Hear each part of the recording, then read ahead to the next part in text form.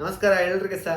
ಇವತ್ತು ನನ್ನ ವಿಷಯ ಅಂತ ಹೇಳಿದ್ರೆ, ಬಿಗ್ ಬಾಸ್ ಮನೇಲಿ ಇನ್ನೊಂದು ಇನ್ಸಿಡೆಂಟ್ ಆಯಿತು. ಏನಂತ ಹೇಳಿದ್ರೆ, ರಕ್ಷಿತಾ ಹಾಗೂ ಧ್ರುವಂತನನ್ನು ಬಿಗ್ ಬಾಸ್ ಮನೆಯಿಂದ ಆಚೆ ಕಳಿಸಿದ್ರು. ಎಲ್ಲಿಗೆ? ಸೀಕ್ರೆಟ್ ರೂಮಿಗೆ. ಧ್ರುವಂತನನ್ನು ಕಳಿಸಿದ್ದಕ್ಕೆ ಏನು ಬೇಸರ ಆಗಲಿಲ್ಲ. ಧ್ರುವಂತ್ ಅವರು ಹೇಳುವ ಪ್ರಕಾರ ನಾನು ಮಂಗಳೂರಿನವ ಹಾಗೆ ಹೀಗೆ ಅಂತೆಲ್ಲ ಹೇಳ್ತಿದ್ರಲ್ಲ. ಹಾಗೆ ನೋಡೋದಾದ್ರೆ ಮಂಗಳೂರಿನ ಜನರಿಗೆ ಧ್ರುವಂತ್ ಹೋಗಿದ್ದಕ್ಕೆ ಏನು ಸಹ ಬೇಸರ ಆಗಲಿಲ್ಲ. ನೀನು ಸೀಕ್ರೆಟ್ ರೂಮ್ ಅಲ್ಲ, ನೀನು ಮನೆಯಿಂದ ಆಚೆನೆ ಹೋಗ್ಬೇಕು ಅಂತ ಹೇಳಿ ಸಾವಿರಾರು ಜನ ಕಮೆಂಟ್ ಹಾಕಿದ್ದಾರೆ. ಸೊ ಅದೇ ರಕ್ಷಿತನನ್ನು ಆಚೆ ಕಳಿಸಿದ್ದಕ್ಕೆ ತುಂಬಾ ಜನರಿಗೆ ಬೇಸರ ಆಗಿದೆ. ಯಾಕೆಂತ ಹೇಳಿದ್ರೆ, ನೀವು ರಕ್ಷಿತನನ್ನು ಸ್ಟಾರ್ಟಿಂಗ್ ಫಸ್ಟ್ ದಿನ ಬಂದು ಆಚೆ ಕಳಿಸಿದ್ರು ನೋಡಿ, ಎಲಿಮಿನೇಷನ್ ಮಾಡಿದ್ರು ಅಂತ ಹೇಳಿ, ಎಲಿಮಿನೇಟೆಡ್ ಅಂತ ಹೇಳಿ ಇದು ಮಾಡಿ ತುಂಬಾ ಜನರು, 1,000 ಜನರು ಕಮೆಂಟ್ ಮಾಡಿದ್ರು. ಅರ್ಥ ಆಯ್ತಾ ನಿಮ್ಗೆ? ಸೊ ಹಾಗೆ ಮಾಡಬಾರ್ದು, ಒಂದನ್ನೇ ಕರೆಸಿ ಆಚೆ ಕಳಿಸಬಾರ್ದು ಅಂತ ಹೇಳಿ ಮಾಡಿದ್ರು. ಬಟ್ ಒಂದು ವಾರ ಅವರನ್ನು ಸೀಕ್ರೆಟ್ ರೂಮಲ್ಲಿ ಇಟ್ಟಿದ್ರು. ರಕ್ಷಿತನನ್ನು ಆಚೆ ಕಳಿಸಿದ್ರೆ ಸೀಕ್ರೆಟ್ ರೂಮಲ್ಲಿ ಆಚೆ ಇಟ್ಟು ಮತ್ತೆ ಎಂಟ್ರಿ ಕೊಟ್ಟಿದ್ದರು, ರೀ ಎಂಟ್ರಿ. ಅದೇ ಪ್ರಕಾರ ಮತ್ತೊಂದು ಸಲ, ಒಂದು ಸೀಸನಲ್ಲಿ 2 ಸಲ ಸೀಕ್ರೆಟ್ ರೂಮ್ ಒಂದು ವ್ಯಕ್ತಿಯನ್ನು ಇಡುವುದು ಎಷ್ಟರ ಮಟ್ಟಿಗೆ ಸರಿ ಅಂತ ಹೇಳಿ ತುಂಬಾ ಜನ ಕಮೆಂಟ್ ಮಾಡ್ತಿದ್ದಾರೆ. ಅದು ಸಹ ರಕ್ಷಿತ ಏನಕ್ಕೆ? ಈಗ ಒಂದು ಸೀಕ್ರೆಟ್ ರೂಮಿಗೆ ಹೋಗಿದೆ, ಈಗ ನೋಡುವ ನಿನ್ನೆ ವೋಟಿಂಗ್ ಎಲ್ಲ ಸುಮ್ಮನೆ ಫೇಕ್ ವೋಟಿಂಗ್ ಆದ್ರೂ ಸಹ ನೋಡುವ ಜನರಿಗೆ ರಕ್ಷಿತನಿಗೆ ಅಷ್ಟು ಕಡಿಮೆ ಓಟ ಬಾರೆ ಅಂತ ಹೇಳಿ ತಲೆಯಲ್ಲಿ ಬರ್ತದೆ. ಹಾಗೆ ಇಲ್ಲ, ನಿಜವಾಗಿ ಹೇಳ್ಬೇಕಂತ ಹೇಳಿದ್ರೆ ರಕ್ಷಿತ್ ಅವರಿಗೆ ಹೈಯೆಸ್ಟ್ ವೋಟ್. ಅರ್ಥ ಆಯ್ತಾ ನಿಮ್ಗೆ? ಇದೇ ಒಂದು ಕ್ವಶನ್ ಮಂಗಳೂರಿನ ಜನರೆಲ್ಲ ಮಾಡ್ತಿದ್ದಾರೆ. ಯಾಕೆಂತ ಹೇಳಿದ್ರೆ, ಈಗ ಧ್ರುವಂತನನ್ನು ಸೀಕ್ರೆಟ್ ರೂಮ್ಗೆ ಹಾಕಿದ್ರು, ಓಕೆ, ಅವನ ಬಗ್ಗೆ ಯಾರೆಲ್ಲ ಮಾತಾಡ್ತಾರೆ ಅದನ್ನು ನೋಡುವ. ಬಟ್ ರಕ್ಷಿತನ ಬಗ್ಗೆ ಆಚೆ ಹಿಂದೆಯಿಂದ ಯಾರು ಸಹ ಮಾತಾಡಲ್ಲ.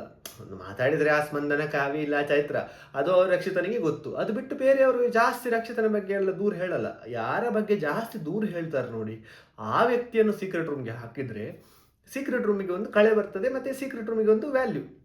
ಈಗ ನನ್ನ ಬಗ್ಗೆ ಏನೇನು ಹೇಳ್ತಿದ್ದಾರೆ ಅಂತ ಹೇಳಿ ಅವರಿಗೆ ಗೊತ್ತಾಗ್ತದೆ, ಅಲ್ಲಿ ಹೋಗಿ ಜಗಳ ಆಗ್ತದೆ. ಬಟ್ ಇಲ್ಲಿ ರಕ್ಷಿತನ ಬಗ್ಗೆ ಯಾರು ಆಚೆಯನ್ನು ಮಾತಾಡಲ್ಲ.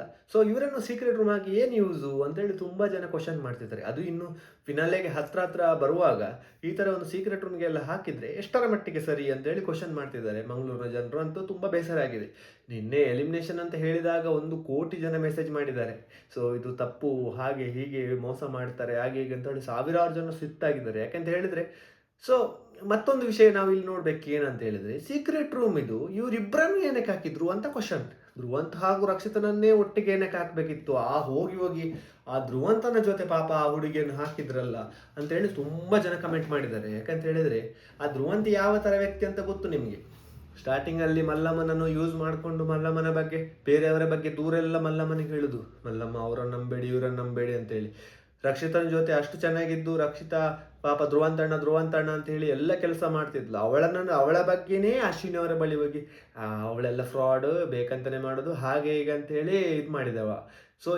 ಎದುರಲ್ಲಿ ಚೆನ್ನಾಗಿ ನಾಟಕ ಮಾಡಿಕೊಂಡು ಹಿಂದೆಯಿಂದ ಹೋಗಿ ಬೇರೆನೇ ಅವನು. ಹಾಗಾಗಿಯೇ ಅದು ವಿಷಯ ರಕ್ಷಿತನಿಗೆ ಗೊತ್ತಾಗಿ ರಕ್ಷಿತನಿಗೆ ಕಂಡ್ರೆ ಆಗಲ್ಲ ಧ್ರುವಂತನ್ನು. ಯಾಕಂತ ಹೇಳಿದ್ರೆ, ಧ್ರುವಂತ ಅವರು ಒಳ್ಳೆ ಮನುಷ್ಯ ಅಲ್ಲ ಅಂತ ಗೊತ್ತಾಗಿದೆ ಕ್ಲೀನ್.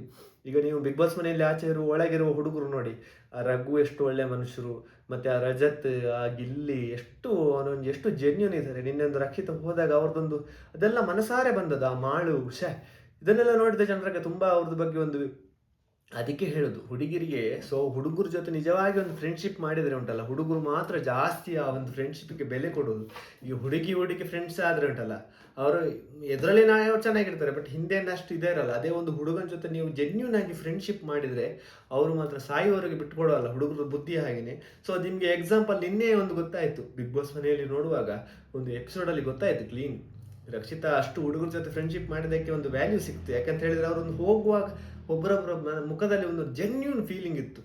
ರಜತ್ ಹೋಗಿದೆ, ಇವನು ಧ್ರುವಂತ ಹೋಗಿದ್ದಕ್ಕೆ ಏನು ಬೇಸರ ಇಲ್ಲ ಬಿಡಿ. ಇದು ಜನರ ಕ್ವಶನ್. ಯಾಕೆಂತ ಹೇಳಿದ್ರೆ, ರಕ್ಷಿತನಿಗೆ ಒಂದು ಸಲ ನೀವು ಸೀಸನ್ ಅಲ್ಲಿ ಸೀಕ್ರೆಟ್ ರೂಮ್ಗೆ ಹಾಕಿದ್ರಿ, ಮತ್ತೊಂದು ಸಲ ಒಂದು ವ್ಯಕ್ತಿಯನ್ನು 2 ಸಲ ನೀವು ಒಂದೇ ಸೀಸನ್ ಅಲ್ಲಿ ಸೀಕ್ರೆಟ್ ರೂಮ್ಗೆ ಹಾಕಿದ್ದು ಎಷ್ಟರ ಮಟ್ಟಿಗೆ ಸರಿ ಅಂತ ಹೇಳಿ 1,000 ಜನ ಕಮೆಂಟ್ ಮಾಡ್ತಿದ್ದಾರೆ.